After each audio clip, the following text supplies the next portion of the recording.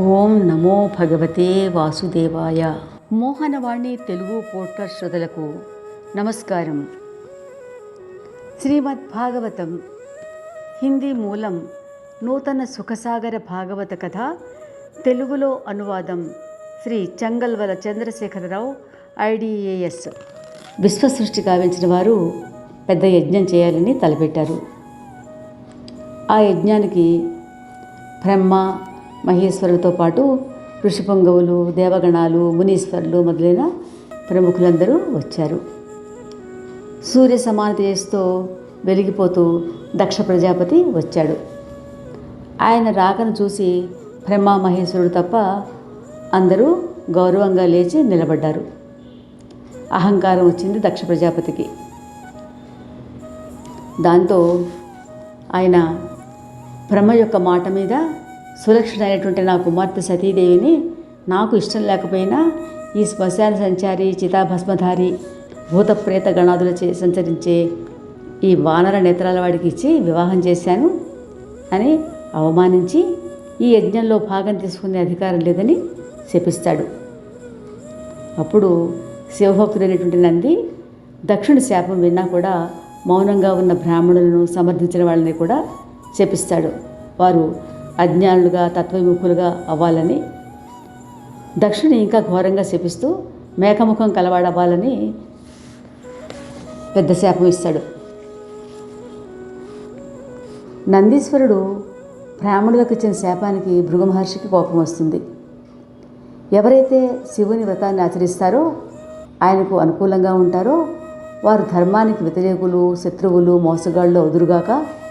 శివుని ఆశ్రయించిన భ్రష్టాచారులు జటలు, భస్మం, ఎముకలు ధరించి ఎక్కడైతే సురాపానం, మాంసం దేవతలతో సమానంగా పూజింపబడతాయో అటువంటి చోట మహాదేవుని దీక్షలో ఉంటారు అని ఇంకా ఘోరంగా శపిస్తాడు. మరియు అనాదిగా వస్తున్న పరమ పవిత్రమైన విష్ణుమూర్తి ప్రమాణమైన బ్రహ్మవాదాన్ని కూడా నువ్వు నిందిస్తున్నావా నంది? అందువల్ల మోసగాళ్ళైన మీరు ఆ శివుడు ఉండే ప్రదేశంలోనే ఉండండి అని శపిస్తాడు. శివుడు వెళ్ళిపోతాడు అక్కడి నుంచి. ఆ తరువాత ఎవరిలో ఆ భగవానుడే పూజింపబడేవాడో, శ్రేష్ఠుడో వారిచే ప్రజాపతులు యజ్ఞాన్ని 1000 సంవత్సరాలు చేసి సంపూర్ణం చేస్తారు. ఇది నిన్నటి రోజున మనం విన్న కథ సంక్షిప్తంగా మననం చేసుకున్నాం. ఇక ఈరోజు శ్రీమద్ భాగవతం చతుర్థ స్కంధం 3వ అధ్యాయం. సతీదేవి దక్షుడి ఇంటికి వెళ్ళుటకు పతిని అనుజ్ఞ కోరుట. మైత్రేయుడు మళ్ళీ చెప్పడం ప్రారంభించాడు. ఇలా పరస్పర వైరభావంతో శివుడికి మరియు దక్షుడికి చాలా కాలం గడిచిపోయింది. తరువాత ఎప్పుడైతే బ్రహ్మదేవుడు దక్షుడిని అందరి ప్రజాపతులకు అధిపతిని చేసి రాజ్యాభిషేకం చేశాడో అప్పుడు దక్షుడు వాజపేయ యజ్ఞం చేసి తన అభిమానంతో అందరు బ్రహ్మర్షులని, దేవర్షులని, పితృగణాలని, దేవతలని అందరినీ పిలిచాడు.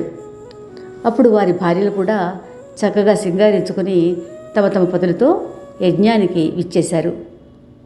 పరస్పరం మాట్లాడుకుంటూ ఆకాశంలో వెళుతున్న ఆ దేవతలను చూసి సతీ దాక్షాయణీదేవి తన తండ్రి ఇంట్లో జరుగుతున్న యజ్ఞం అనే మహోత్సవం గురించి విని ఆ దేవతలతో వారి భార్యలు చంచలమైన నేత్రాలతో, ఉజ్వలమైన రత్నమణులతో ఉన్న కుండలాలతో, దేదీప్యమానమైన సుందరంగా ఉన్న యువతీ యువకులను, దేవతలను, వారి భార్యలను చూసి కుతూహలంతో తన పతి అయిన మహేశ్వరుడితో ఇలా అంది.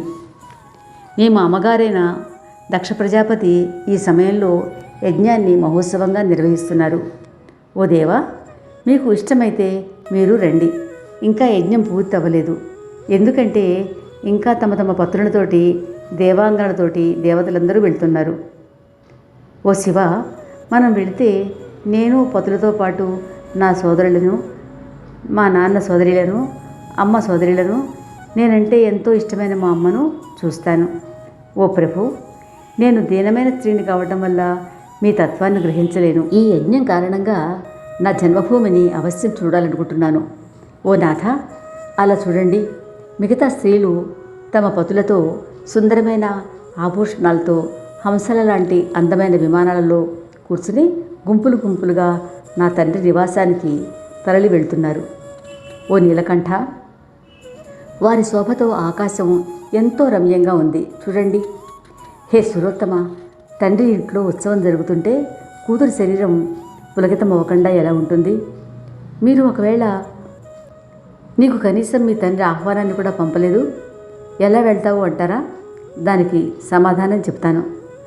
హే ప్రభు, మిత్రుడు, భర్త, గురువు మరియు తండ్రి వీరి ఇళ్లకి పిలవకుండా వెళ్ళినా దోషం లేదంటారు. ఓ దేవా, ఇందువల్ల ప్రసన్నమైన నా మనోవాంఛను పూర్తి చేయండి.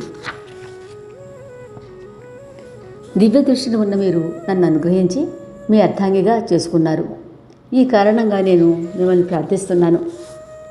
ఈ సమయంలో నా మీద దయతో నాకు నా తండ్రి ఇంటికి వెళ్ళడానికి అనుజ్ఞ ఇవ్వండి. మైత్రేయుడు చెప్తున్నాడు. ఈ విధంగా ఎప్పుడైతే సతీదేవి మహాదేవుని ప్రార్థించిందో అప్పుడు ఆయనకు దక్షుడు అందరి ప్రజాపతులు మిగతా ఆహుతుల ముందర పలికిన దుర్వచనాలు, మర్మభేద్యమైన మాటలు గుర్తుకు తెచ్చుకుని అందరికీ సహృదయుడు, ప్రియుడు అయిన మహేశ్వరుడు తన ప్రియమైన సతీదేవితో చిరునవ్వుతో ఇలా అన్నాడు. హే శోభమయ్యి, బంధువుల ఇంటికి పిలవకుండా వెళ్ళవచ్చు అన్న నీ మాట సరి అయినదే. ఎవరింటికైనా వెళితే వారికి సంతోషం కలిగితే పిలవకపోయినా వెళ్ళడం దోషం కాదు. కానీ పిలవకపోయినా వెళితే మనల్ని చూసి ప్రసన్నం కాని వారింటికి, తండ్రి ఇంటికైనా సరే ఎప్పుడూ వెళ్ళకూడదు. చూడు సతీదేవి, విద్య, తపము, ధనము, శరీరము, అవస్థ మరియు కులము ఈ 6 విశేషాలు సజ్జనులలో ఉంటే వారు గుణవంతులవుతారు. అటువంటి మనుషులు అభిమానులై దుష్టదృష్టి కలవారైన పురుషుల జ్ఞానం నష్టమైపోయినప్పుడు వారు మహానుభావుల తేజస్సును చూడలేరు. ఇటు అభిమానవంతులైన వారు బంధువులైనా సరే వారి ఇంటికేసి కన్నెత్తైనా చూడకూడదు. ఎందుకంటే వారు తమ ఇంటికి వచ్చిన సజ్జనులను కనుబొమ్మలు ముడిచి కోపదృష్టితో చూస్తారు.